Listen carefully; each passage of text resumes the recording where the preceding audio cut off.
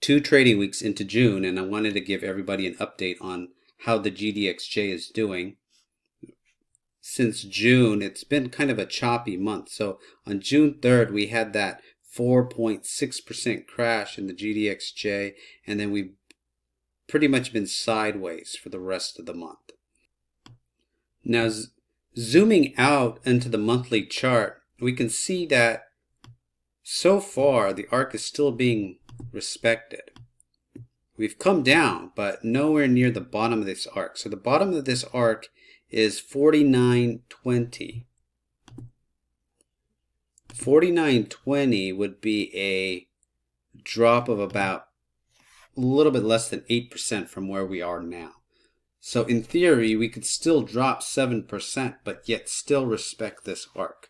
So always keep that in mind, because we could have a day where we just drop 5% in a day and then scares everybody out of their positions. But when you understand that you're going to be trading based on an arc, or you're trading based on the trend line, or you're trading based on something, know where the support level is for that particular indicator that you're using. So I'm trading based on this arc, so I know my downside is 7-8%, and even then I'm going based on a monthly close. This up channel is also another thing that you could potentially be trading based on, and say, hey, if it goes below this channel, I'm going to be wanting to get out. That's also a fair assessment, and that's only $1 down, not even 1% off from this downward channel.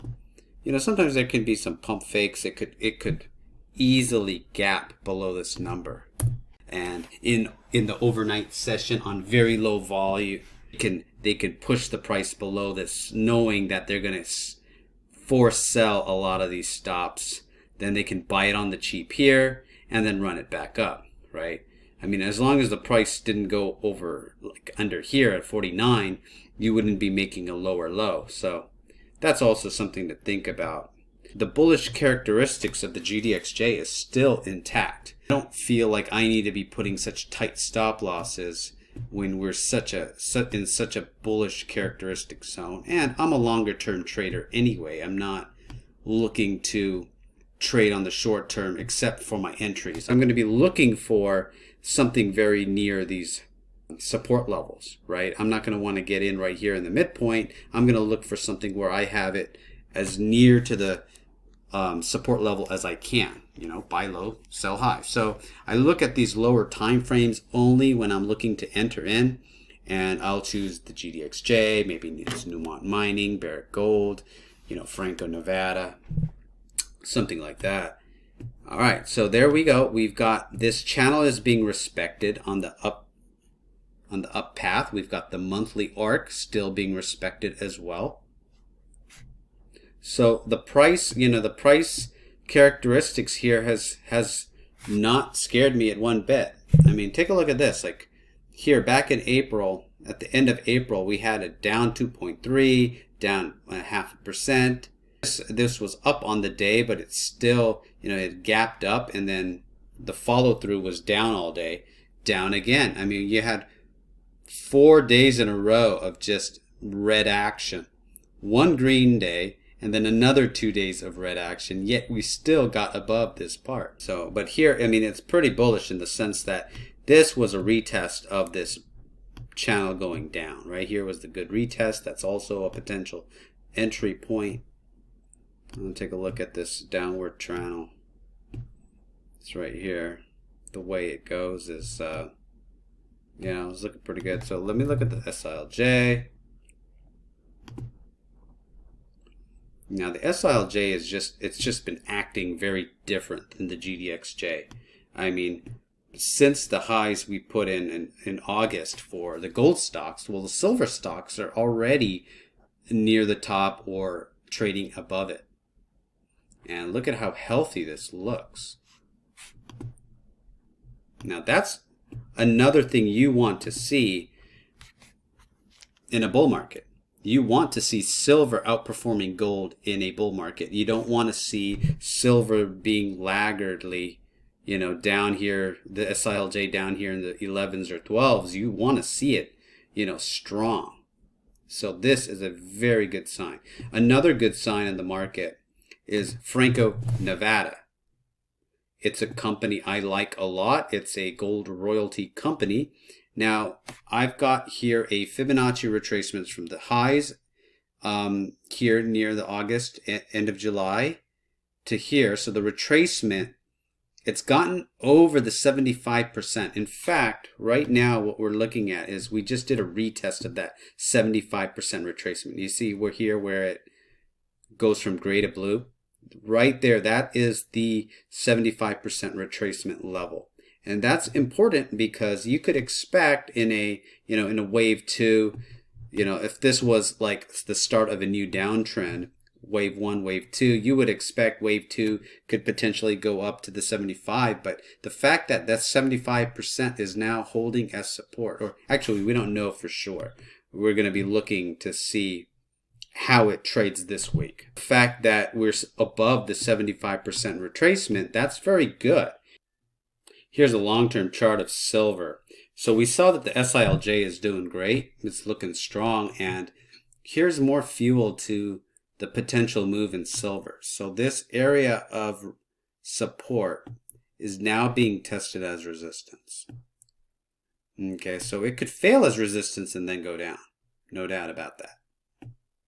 But that's not my base case right now. My base case is let it consolidate just under this level and then make the bigger move up.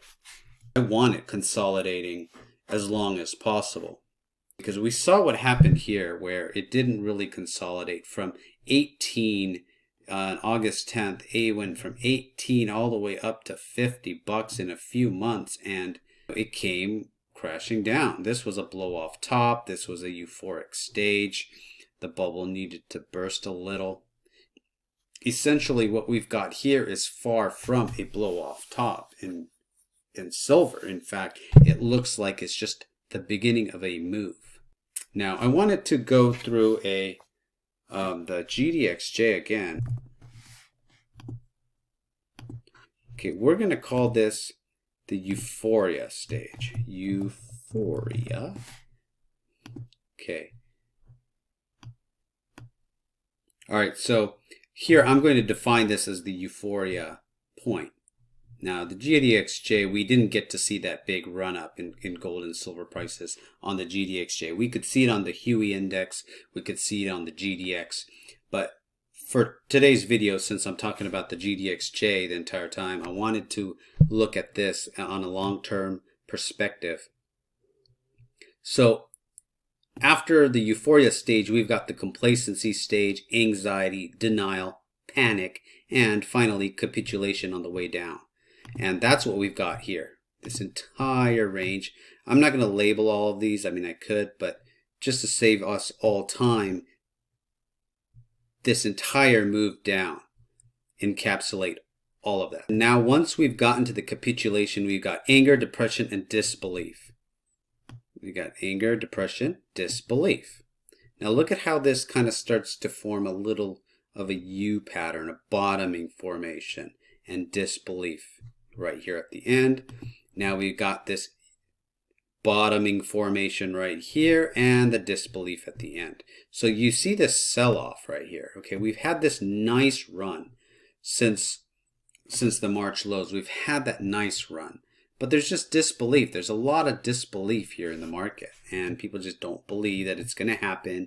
Even though we've got crazy inflation numbers right now, everybody's saying, oh, well, it's transitory. I mean, not anybody that you or I know, but the media, the politicians, the Fed, they're all claiming that it's transitory. It just is not going to be that way. But here, so right now we've broken out of this disbelief range. Then we're going to enter hope, optimism, belief, thrill, euphoria. Okay, so we haven't even started our major rally. So I'd say we've already bottomed around here, and now we're just about to start the crazy move again. So in essence, I'm playing this arc until it doesn't work. One of the things that can potentially happen, and it's happened to me many times, is you start to realize that, oh, well, this arc is actually bigger than I expected. Like, for example, you see this low here. I mean, it's potentially, we could widen this, we could widen this, or maybe even lower the, the height. There's always certain things that end up happening, but maybe there's more room to the downside, and that's very possible. So you see how I've got this arc still working here, and it suggests that we could have a lot of downside action to go. But I'm not going to be playing on this arc. I'm going to play on a tighter arc and hope that it holds up. If it doesn't, then I'm going to take it out and wait for another bounce and readjust from there. I'm discounting this low because I think that was just a March panic low, and I'm just going to look at the monthly closes, and so far I'm happy with that. And if we continue on this nice strong trajectory, that's going to be major moves by April of 2023. So in the next 2 years, we could potentially see it triple from here. Now the Gdxj bottomed at around 20. It's up 2.5x in the last 5 years, and it hasn't gotten a lot of attention. And that's the kind of the funny thing about it is, as well as gold and silver has been doing, it just doesn't get the attention. It just doesn't seem fun. It doesn't seem cool. It doesn't seem like, it really is doing what it's doing for us, but it is. Now this run from 2011 to 2016 looks very bad. During that time, I've had my IRA invested with Euro Pacific Capital, which is a company that Peter Schiff started. Now I've been invested with him for quite a while. During this period of time, he wasn't in gold and silver stocks. See, the thing about it was we had this incredible run up in the price on gold stocks, silver stocks, and so they were rebalancing my portfolio. So by the time we were at the peak in 2011, they were transitioning me into foreign stocks, and foreign stocks did great until about 2014. So I would say that period from 2014 to 2016 with respect to my entire account was pretty bad. And then from 2016 on, gold stocks have been doing okay. Foreign stocks have been doing pretty bad. And it's the domestic market that has done great. So, anybody who has been invested with them since like 2016 or so has probably not seen the kind of gains that they've wanted. But, overall, over a long period of time, the strategy of gold stocks, foreign stocks, energy stocks will be strong. All right, so I hope I've given a nice overview here with the Gdxj. The last video I did with respect to the Gdxj's arc, it's gotten a lot of views. A lot of people have seen it. It's been a while, so I wanted to give an update to let everyone know that despite the crazy, choppy price action we've had so far in June, that things are looking good. I feel like I'm already positioned pretty strong in the gold and silver market. I'm positioned well in the uranium market. I'm looking to add to the energy sector because I see them starting to break out. Why don't we go look at one of the stocks in the energy market that I like. So here is Shell Midstream Partners, and we're starting to break out. Here, look at this. We've got a nice downward channel touching the 2015 level with the 2020 level, and we've broken out and we're resuming up. So if we look at the price action that we've had here, we broke up kinda, back tested it last month and resuming upwards, and we're up 10% here on the SHLX. I love this stock just because it's paying a great dividend and it's starting to make moves. It's already pretty low. For a profitable company, buying it at, here's a profitable company paying a really nice dividend, showing that it's potentially bottoming. I think because of the pandemic, it halted some of these energy stocks, and now it's time to see them break out. Now another one I like, this is a foreign stock, it's Russia of all places. So here I'm going to click all. Here, look at this breakout. Now you can look at it on a log chart or not log chart if you want. Okay, so this is looking at it on a log chart, touching the highs here, touching the tips here, and look at we're breaking out. And not only that, we're also breaking out of this resistance line this month. So Russia is going to do great in a commodities bull market, and so will Canada. So these are some countries in terms of the foreign stocks that I like.